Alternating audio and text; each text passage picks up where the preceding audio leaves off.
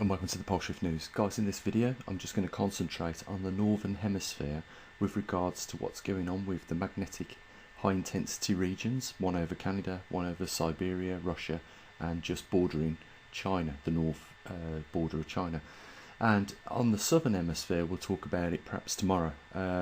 What I want to do is just bring your attention to the Siberian Pole at the moment, and we're going to have a look on Google Earth and then on North School with regards to the temperature and try and gauge just what's going on with the climate with the relationship to the magnetic poles. And we'll also include a little bit later on in the video some information with regards to what's going on with the jet streams and cosmic rays and try and tie it all in. The whole idea of this, guys, is so that we can gauge perhaps how long it's going to take before we get the pole reversal and what we can expect. I think one of the biggest things we can expect at the moment is got to do with the climate and the production of food. So we're going to concentrate on the climate with relationship to those two key aspects. So we're on Google Earth and we're looking over the area of Russia and North China. That yellow line that's coming vertically down is in the path of the migrating pole, as you can see, over the Arctic region. It's also the direction of the high intensity. When we look at Swarm's graphics, it's the high intensity region which is covering this area on the Earth, and this area is moving progressively further south towards the equatorial region.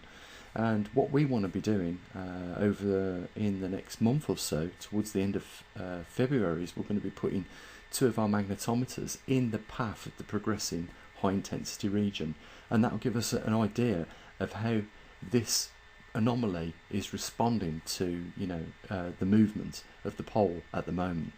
And remember, we've got two poles, one over Canada, which is, in my view, although it's taken a time of 7 years, it is dissipated probably nearly 1/3 of its overall intensity in nanoteslas. So it's just slowly diminishing, and perhaps there isn't another 7 years left and that intensity will have completely dissipated. Now, if we are seeing as the intensity moves south towards China over Russia and take that Arctic climate with it, which I'll show you on North School in a minute, where the temperatures are over these regions the coldest, then it stands to reason this is why places like them southern islands on China south borders are suffering those colder temperatures that they haven't seen for hundreds of years. Now, just for a quick comparison, if we look at the Siberian Pole, you can see on the right hand side of the screen the temperature, and you can see the darker blue and purple regions illustrating the colder temperatures over the northern hemisphere. When we compare that to the swarm data on the left hand side of the screen, you'll see it's pretty much telling us the same picture. One thing to note is that on the left side of the screen, the swarm data, this is taken in 2014. Now remember, it was 2011 onwards, for the next 7, 8 or so years, that we've seen a complete reduction on the Canadian side with regards to the magnetic intensity. But you can still quite clearly see on that chart over in Siberia, it is in the 60,000 nanoteslas, and then over in the Canadian magnetic intensity, it's slightly less.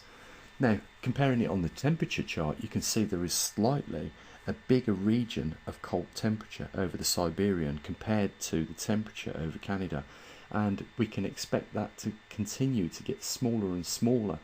And I think that this just rebuts what I've said all along, is that there's no coincidence with Arctic temperatures and magnetic poles in them same regions, guys. I think this is conclusive. We're starting to see right now in 2019 the Canadian region starting to slowly get warmer and warmer, which is good news for farmers over in Canada, but it means that as the progressive pole moves towards the equatorial region on the Siberian side, it's going to be carrying the colder temperatures. So Russia's going to get a lot colder, China's going to get a lot colder, and it's going to keep progressing down towards its antipole over in the South Pole, so it's going to be moving constantly in the direction towards the equatorial region as it does that.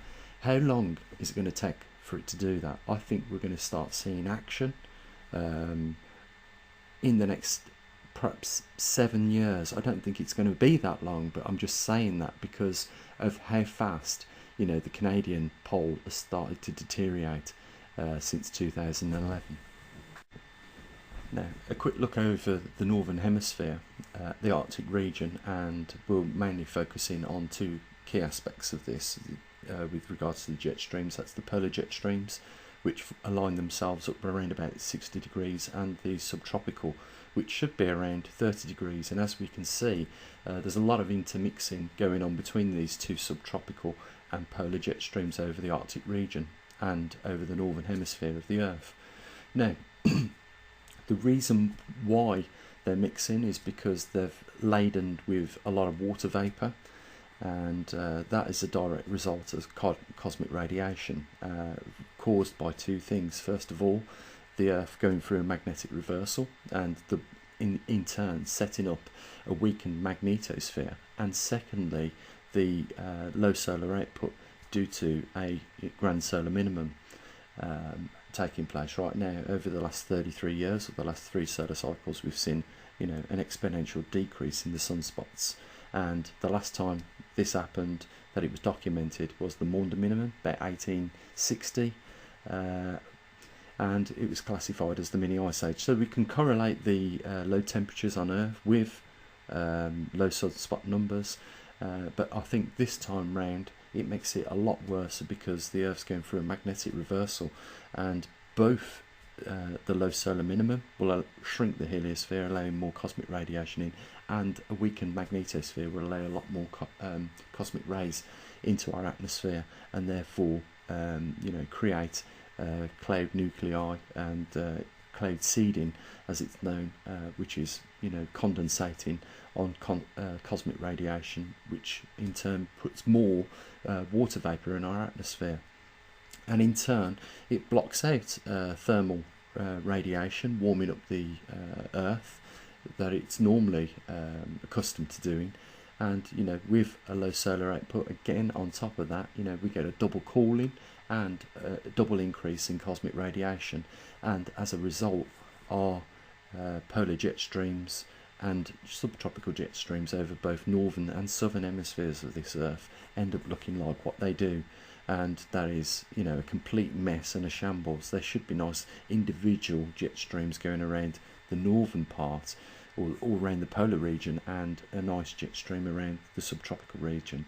And of course the problem is when you're ladening up these jet streams with lots of water, and all of a sudden, you know, cold air and water come from the polar regions down into the subtropical regions. As soon as it starts to get warm, we start to get precipitation, and of course wherever the jet streams are over continents, they're going to dump that water. And if it's over the northern hemisphere, you know, we get the reverse happening, you know, subtropical jet streams carrying warm moist air up into these colder regions, and of course it condensates straight out into more ice and snow. And that's why we're getting these flash floods, you know, where, you know, in an hour we're getting probably 4 months of rain. In some worst cases scenarios, we're getting, you know, a year's worth of rain in a couple of hours over some regions. And, you know, this is going to continue to get worse as the magnetic poles and the magnetosphere weaken and the poles reverse. And this really is, guys, why I say, you know, main aspects of planetary mechanics starts and ends really with the magnetosphere and the magnetic poles. I mean, we're looking at a jet stream probably 1,000, 2,000 miles wide, which is, you know, huge. And, you know, you can hardly distinguish the subtropical jet stream with the polar jet stream, and that big jet stream that we're looking at over the northern hemisphere right now is somewhere in between the two. You know, perhaps the top part of it is around 60 degrees where the polar jet stream should be, but there is no, according to that, no subtropical jet stream. And as you can see a little bit further to the left, it is drawing up subtropical weather into the polar jet stream, and as a result there's probably more snow and sleet falling in these regions. But the big thing for us here, guys, is there's not going to be any best place to be on Earth for the next 50 or 60 years, because of the jet streams are unpredictable, and that means cropping seasons are going to be unpredictable, and as a result of that, we're going to start to struggle, to in the not too distant future, because this, as I've said before, hasn't reached any equilibrium. What we're going to struggle is certain crops that we generally enjoy at the good seasons when these crops are normally in. We're going to be starting, at some point we're going to be going into the supermarkets, and some of this food's just not going to be available because it was either devastated in a flood or a drought as a result of the heavily laden jet streams and the unpredictability of them. So even though we can plan, if we have a healthy sun in not a grand solar minimum, even if that wasn't the case, the fact that the Earth's still going through a magnetic reversal and the jet streams are laden with cosmic rays and cloud seeding, therefore more water in them, and that's what's making them so fat and slow and yonder so much as what they are in the peaks and troughs around the world. This is what we're going to be faced with for the coming future. So I know some people have prepped for a good couple of years. Some people have got a 5-year prep, with regards to food. But really, we're going to have to be a little bit more shrewder than that, guys. I think we are going to have to be thinking of being a little bit more flexible as to where we're going to be based.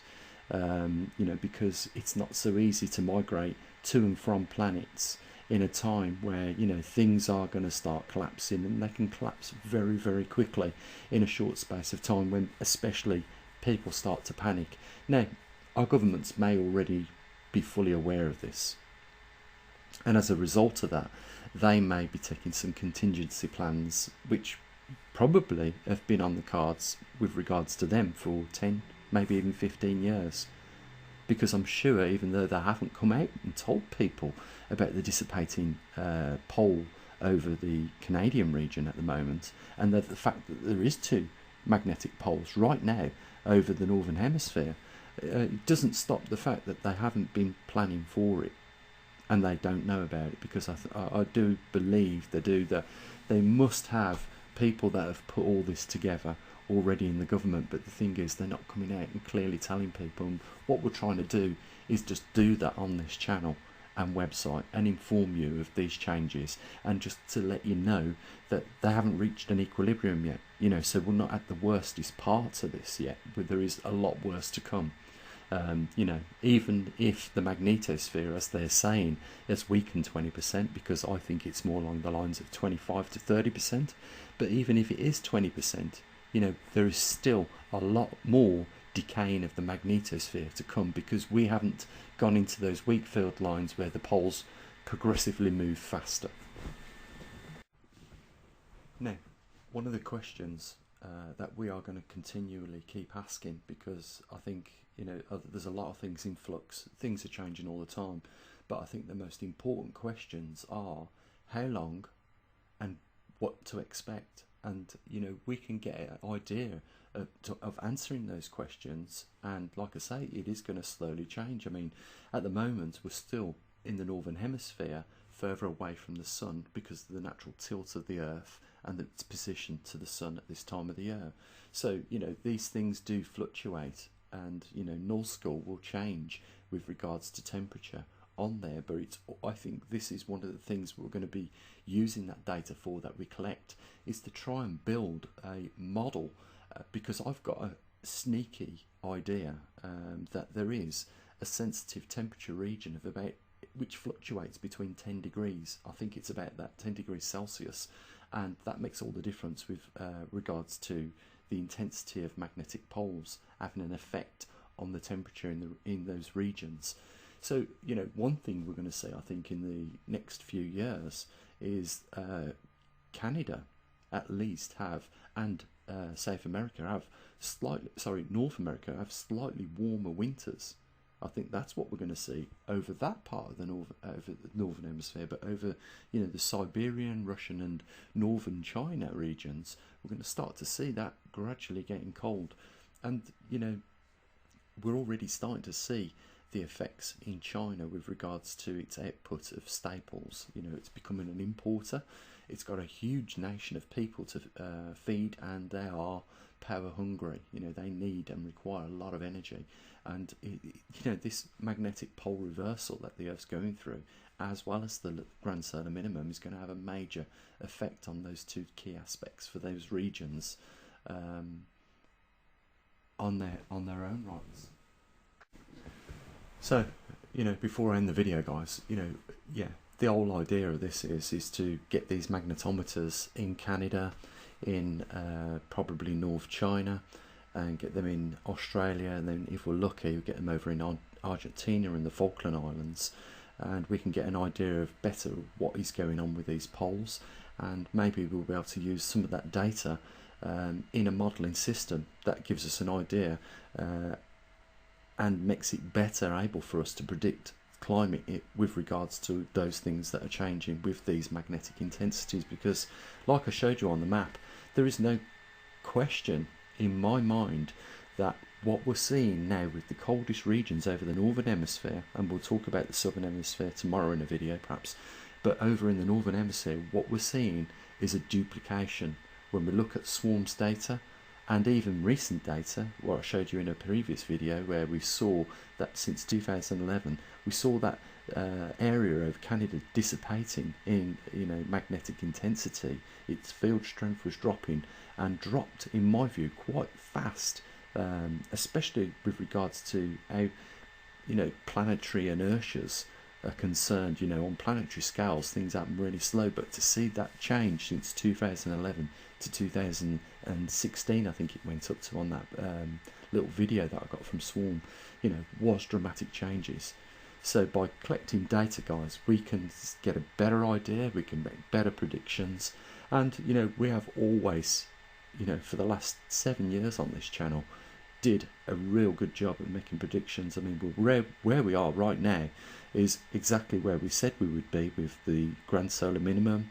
You know, the 33 years, or the last 3 solar cycles dissipating, and the results, what would happen as a result of that. You know, what we're seeing right now, we're seeing climate being changed. It's not made by man-made CO2 into the atmosphere. It's nothing at all to do with CO2 in the atmosphere. And yeah, they can say, yeah, okay, I can agree with them. Yes, you know, carbon in the atmosphere is a tri-molecule, and therefore it does affect solar radiation. But, you know, they completely omitted the fact of, you know, the most abundant greenhouse gas in the atmosphere, and which is on the increase as a direct result of cosmic radiation, that being CO2.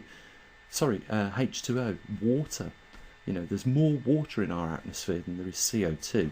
And when you compare how much CO2 to how much water's in the atmosphere, it is a colossal difference. You know, the amount of water that's in our atmosphere far outweighs and makes CO2 look so insignificant. Yet they chose that to focus on, to drive their climate going warmer. Well, you know, I said planetary mechanics sometimes has a slow inertia, and since 2007, at least, you know, we have seen, you know, a level out or an equilibrium in rising temperatures, and that was because we was on the back of, you know, a sun that was producing a lot of sunspot activity, and therefore we enjoyed a modern maximum period of time, so that it was warmer in any case because of that. But now, you know, the inertia is starting to show its effects. You know, now we're starting to see the effects of cooling, and as a result of that, you know, the Earth is going to get cooler, and, you know, to hamper that, we're going to have more water in our atmosphere, which is going to block out more solar radiation, heating the Earth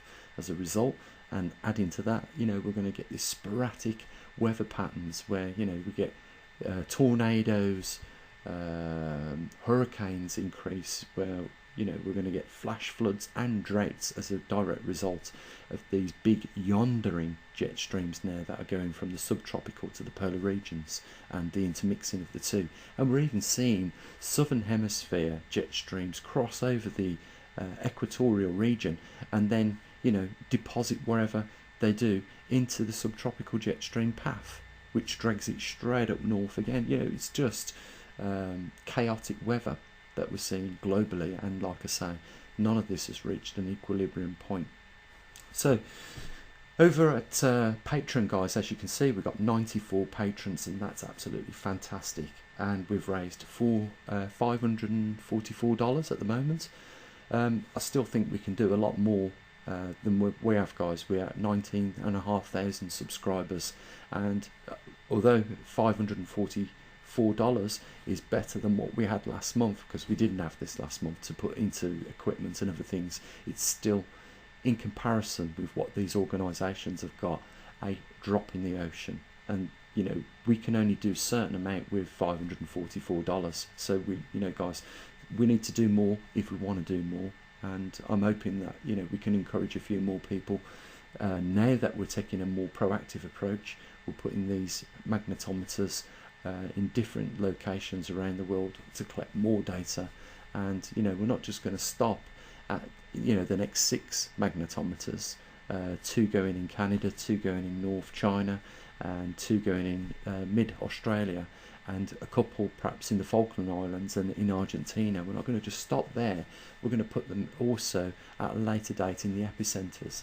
And also, guys, the way we're going to be, the reason why we're doing things the way we are with these magnetometers is because we want data quick, right? So that means we're going to use SD cards. But there is a Mark II version that we can have with these magnetometers. I'm not going to start building the Mark II now, because right now I want to get these magnetometers out. I want to get the data coming in. We can do a Mark II later where there's no need for SD cards. We can just have these, so long as people have got routers in the properties. These magnetometers will be programmed to self-calibrate themselves at the locations, as opposed to me showing them how to manually calibrate them. So they'll self-calibrate themselves. It's just down to programming and time. That's why we're not going to go down that route. But we'll also put Wi-Fi on these data loggers in the future, and we'll just have them self-configure themselves, so that as soon as they're switched on, they'll calibrate themselves to the location where they are, so that when we start getting data, it's all the same. And they'll be constantly communicating with the residents' routers, so that this data is getting streamed live up to the website. So we won't have to wait a month before we have a look at the data that we've collected. But it's early days. We've got a small budget.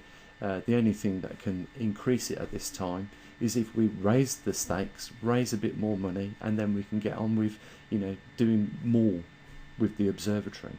But for now, we've got what we've got, and we're going to make the most of it, and it's going to give us data hopefully from the end of February. I've got all this equipment coming in around from the 10th to the 17th. This is what they've said that the delivery times is, because some of this stuff's coming from China in any case. So we're going to have the stuff around mid-February. We'll have it all built within a couple of weeks of me investing some time in it, and then programmed, and hopefully at the end of February we can get them shipped out fast to the locations of where they're going to go. So we're going to start selecting people around February time. There's no point doing that now. I know a lot of people have said that they'll help us with this by having these magnetometers on their properties, which is absolutely fantastic. But we're going to start selecting those properties and positions on or around about February. So guys, the patron accounts there, we're at 94 at the moment, and we've got $544. That's absolutely great. We've raised a bit of money on PayPal as well, guys. If you want to, and you don't want to use Patreon, the PayPal link's there as well. So there's no more to say anything about this upload. Thanks for your time. Thanks for your interest in the topic, and thanks for following these reports. What we're trying to answer, guys, for you is the big 2 questions: how long, and what are we looking at? So with more data we can get a better idea as to what we are looking at and how long we've got. And with that, guys, the links are down there in the description. Thanks again, and big thanks to all those people that have become patrons and are supporting the channel on PayPal. Great. and I'll say what I usually do. Bye for now.